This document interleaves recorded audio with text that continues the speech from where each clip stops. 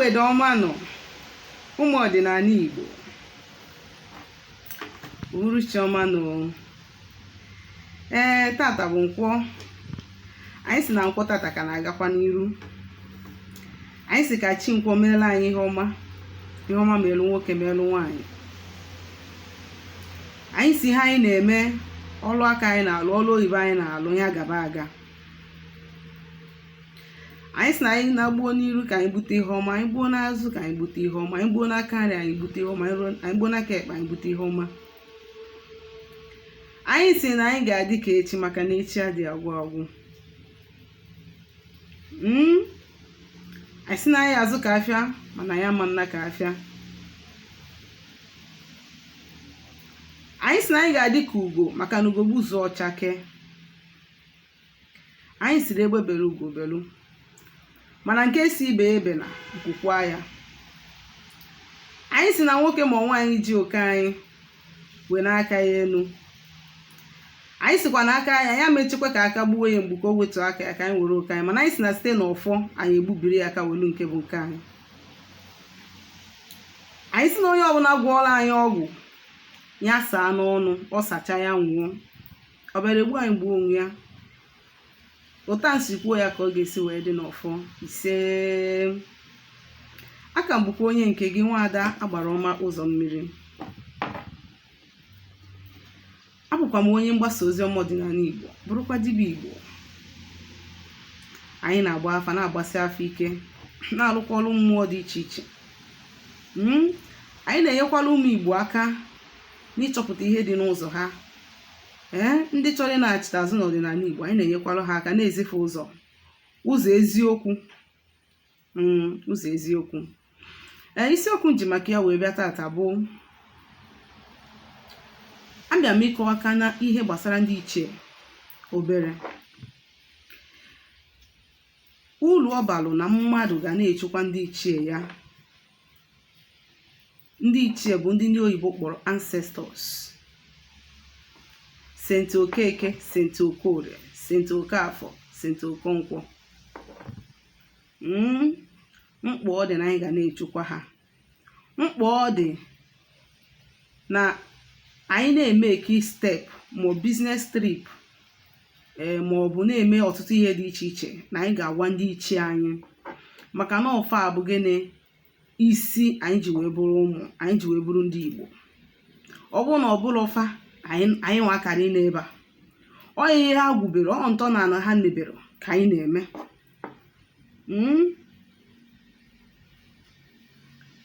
Wee na-akọwa na mgbede a wee na-asị na ọ dịkpa na onye ọbụla bụ onye Igbo ga-adị in good terms with ndị ichie ya. Ọ dị very very important. Hapụke n'ọgwụ a na-asị gị bịa gwụba, hapụke n'oke ite. Anụkwa m na oke ite nwa na omegokwa upgrade maka ndị na-anụbe, na o nwezikwa nne ite nke na-ewu kịta bụ nne ite. Ọ maka ndị ga-eje tinye onwe ha, maka na enwere ike nke a bụ mgbe ewepụrụ SARS si na-eweta SWAT, ịma na ofu ya nke ọ bụ n'afa ka abụgharị ya. Enwezikwa nne ite kịta, agaghị enwe ụmụaka ite very soon, nwee ndị ọgọ ite, nwezie dị ọkpara ite na adị ite, nwezie nwunye ite very soon. So wee bụrụ ya bụ na nke ị na-eme ịgbado anya. Mana achọrọ m ịgwa gị nke bụ eziokwu bụ na n'ife a niile na onwero nke ka mkpa karịa mmadụ ịchụkwa mmụọ ya na ya so. Entities of powers nature mere assigned to you. Your ndị ichie are inclusive. Nke bụ eziokwu bụ na ọtụtụ some of our brothers n'obodo oyibo na ndị nọmba dị iche iche, nwa na onwe m mekwala ya mgbe m na-abịabeghị n'ọdịnala, maka na ignorance ife mmadụ na-amarọ, and ndị oyibo say that ignorance kills faster than otapịapịa, because you will be walking like a blind person ị na-abanye na pit. Some of our brothers and our sisters n'obodo oyibo with the intention ka ha pụọ na Nigeria, maybe ha na-efili na ihe na-eme ha si na be nna ha n'anya, dịka that is n'aka ndị ụmụ nwanne nna ha ma ọ gịnị ma ndị agbata obi. maka na some of them na-abụ ha nata ụlọ ha enwe problem. For this reason na a na-eche na mmadụ na-eme ha, mana mmụọ dị na ngwuru be nna gị na-eme gị, because you have failed to align with them, you have failed to recognize them. What you do is that you go to church every day and you keep on shouting Holy Ghost fire, you keep on kabashing and saying rubbish against them. Ndị ikwesịrị ịchịkọta ka gị na afa ka akwụdo olu gị ka ịpụta ife, ọ bụrụ ha maka ije na-agbawo mmadụ a na-amachi ya aka. Nwatakịrị pụta n'ụtụ wee tụọ nna ya aka si ọkwefu gị na ya emecha gị ịfọ ma ọ na-eyi anwụ ma gịnị, nwatakịrị ahụ ejighị aka ya wee gbuo grave ya. This same thing happens by the time ị ga-apụta na-eme your ancestors accuse falsely. Onwero ancestor ga-anọgide nwa ya na-eme ọfụma mebe ya oppress. Onwero. O wee bụrụ ya bụ gịnị, maka na mgbe mmadụ ga-eji wee nọ n'ọkwa ndị ichie, maka ihe mmadụ ga-ejegide wee nọ n'ọkwa ndị ichie, gị nwa na-ene m anya bụ broda na-ene m anya, obodo anyị bụ ahụ ị nọ, ndị ichie be nna ga-amakwa anyị na-eji ya.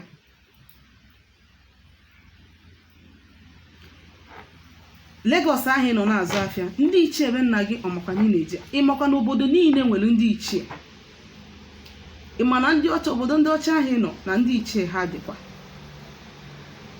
Ndị Igbo si na nwata ndị jebeli ije ọgwaro nne ya ụkwụ kpọọ ya n'ụzọ ma ọ na-anata ya, kpọkwana nne ya na nne ya.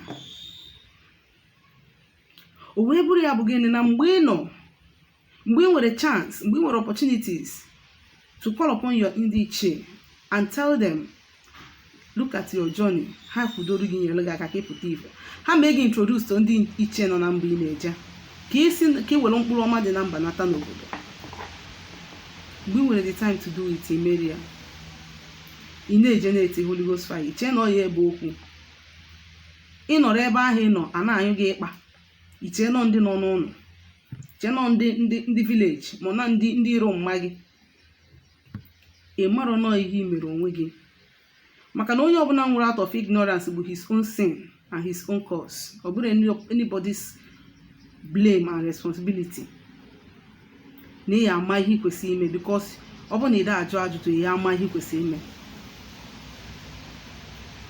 O wee bụrụ ya bụ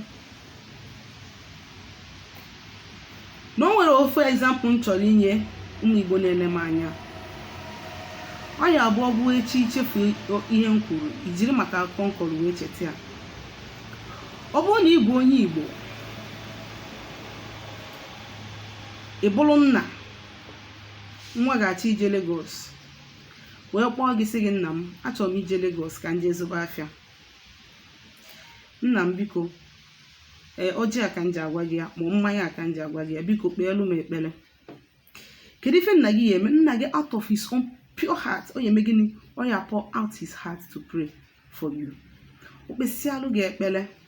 Ọ bụ na o nwee kọntaktị o ji na Lagos, gịnị ka ọ gị ma ọ sị gị, nwa m, ọ dị ka o nwere enyi nwoke nọ na Lagos, ka m kpọọ ya, ọ ga-abịa iru ebe ahụ ka ha pikie gị. Ọ kpọzie onye ahụ, sị nwa m nwoke na-abịakwa, na-enye ya nọmba gị. On getting to Lagos, kedu the first person ị ga-meet? Ọkwa that's your father's friend. Ọ ha nwa ga-epik gị first, wee nye gị shelter, make sure na obi bịa na Lagos na ede stranded. Ụta ka ọ dị ndị ichie, because mgbe ị gwara ndị ichie ebe nna gị, look at what I want to do, look at where I want to go to, they will introduce you to ndị ichie obodo ahụ ị na-eje, wee gwa ha sị ha na onye nke ha na-abịa, nwa m na-abịa, nwa anyị na-abịa. You people should make this place very conducive for him or her. Ị na-achụrụ ha aja. Anụmara amara na ọ dị mkpa ịnọgodoro obodo oyibo ma ọ na ebe ọbụla ị nọ, inwe onye na-aba akị gị up spiritually, ọ dị very important. Ị nwere onye na-achụpụrụ gị aja, ọ dị mkpa. Maka na ebe ahụ ị nọ n'obodo oyibo nwere mgbe ọ ga-abụ o ruo, you may not be able to see ihe ị ga-eji wee chụọ aja ebe ahụ. Ọ bụgodo na ị mara aja ya achụ, ịmafụ ya. N'ọkwa onye dibịa onye ga-atụrụ gị, ọ bụrụ aja niile ka nne gị ma nna gị ga-atụrụ gị. Onwe nke a ga-achụrụ gị, nwe nke a na-ama nchụnwụrụ gị.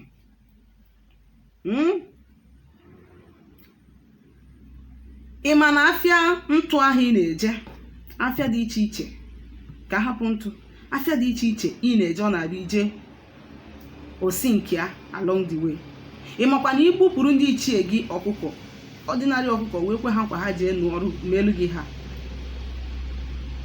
na ọ bụ na iji ije anata n'ihe ekene ha, ị ma na ọ ya dị ka ọgwụ ka ị gwọrọ na that journey, mana ị nọ na-ebigheri aka na-enwere isi na-agwagharị ọgwụ. Iche na oke ite ga-enyelu gị aka? Iche na oke ite ga-enyelu gị aka? Iche na ọgwụ ga-enyelu gị aka? Kama ọgwụ ga-enyelu gị aka enyelu, ọkpọchie gị akpọchie. Marakwa amalụ na ọgwụ na-ewe isi. N'ọ dị mkpa na mmadụ bụ onye Igbo, m na-ekwu ya steady, onye Igbo ọbụla tara ya achụkwata mmụọ gị na ha so. Ana m ekwu ya steady si na aja ka ọgwụ. Na ịfụrụ mmadụ ọkpaba ego kpata ego, mebi na ọ magodo ife alụ mana ọ kpara ego na-eri ego ya peacefully without arụ mgbakasị, onye ahụ gwa gị since o bidogo chụba aja, ọ gwa gị mgbe o bido chụba aja, o nwere ike ịma believe ya. Don't just sit down or don't just say chọrọ ya sharp sharp. Nothing good comes easy. Even gold, before gold adị well processed, ọ ga-agafe so many process before pụta or tọba gị ụtọ ịkpọba ya gold. Don't just sit down and fold your arms. Don't just sit down and fold your arms. Ana m ekwu ya na ike na-agwụ mmadụ, agụchi mmadụ mgbe ike gwụrụ onye ahụ. A closed mouth is a closed destiny. Mmụọ ama mkpu ga-akpụ, ọ gị nwa ga-eme ka move, si mmụọ I am willing, lead me, help me. Mmụọ abịa nyelu gị aka. Ị mara otu a ụmụnna gị, ọ ga-abụ gị na mmadụ nwee ihe ga-apụtara gị, family gị, ụmụnna gị apụtara bịa kwubere gị ọnụ gị wee stand ya with you, si no, this thing cannot happen.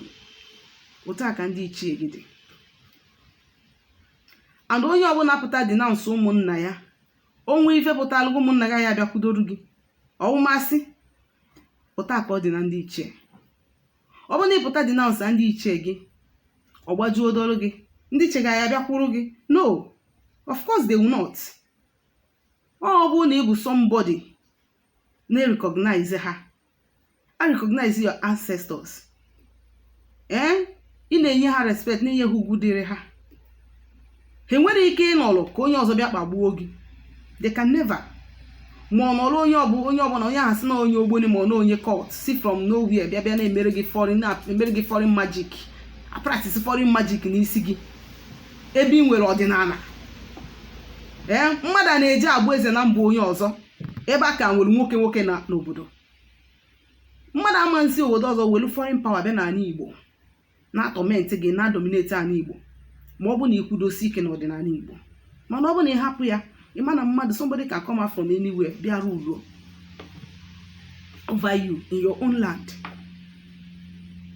Na ụmụ Igbo si ụmụ Igbo, nteta n'ụla, onye ọbụla binite. Stop sleeping, because they are taking over everything that we have. They are taking over everything. Binie n'ụkwụ gị na-abụ, chụkwa mmụọ dị n'ụzọ gị, ka gị na mmụọ dị n'ụzọ ka ha kwuoru gị, ka akwụsị ịkpọ gị ofeke na mmụọ. Ndị efu na-agwọ ọgwụ na-agwọ ajọ ọgwụ, afụ gị ebe ị na-akụ aka na chọọchị na-amụ gị amụ, but you don't understand. Akpọ gị ofeke, ihe na-aghọta ya n'ụzọ ọzọ, mana ofeke a na-akpọ gị bụ na onwere mmụọ gị na ha so gị na ha so, onwere mmụọ na-eso gị na ya na-abọdị na mmụọ ya ka o ji akpọ gị ofeke. Ọ bụrụ na ịbụrụ mmadụ, ọ ma ihe o ji wee kpọọ gị ofeke. Aka m bụkwa onye nke gị, Nwaada Agbara Ọma Ụzọ Mmiri. Biko ọ bụ na o nwere ajụjụ ị nwere ịjụ m gbasara nkụzi taa, ma ọ nkụzi ndị nkọzọ na-akụzi na mbụ, ma ọ bụ gbasara ihe ọbụla gbasara ọdịnala Igbo, ma ọ n'ịchọ ka alụ ọrụ gị ọrụ, ma ọ n'ịchọ ka agbalụ gị afa miri emi, chọpụta ihe dị n'ụzọ gị, biko dere m meseji na my WhatsApp nọmba na 070-373-11663. Ngwa ka emesịanụ.